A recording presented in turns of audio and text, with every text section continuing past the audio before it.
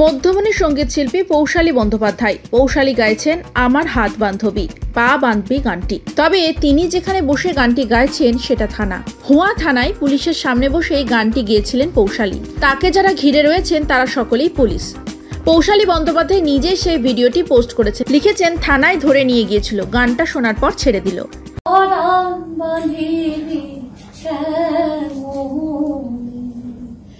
আমার হাত বাঁধিবি পা বাঁধিবি মন বাঁধিবি কেমনে,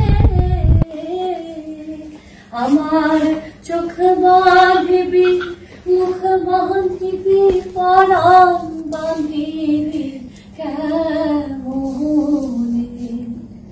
আমি না গেলাম যমুনার ঘাটে না তুলিলাম জল, না হেরিলাম কারে সখী না হইলাম চঞ্চল। আমার ইচ্ছা বাঁধিবি সোহাগ বাঁধিবি অনুরাগ বাঁধিবি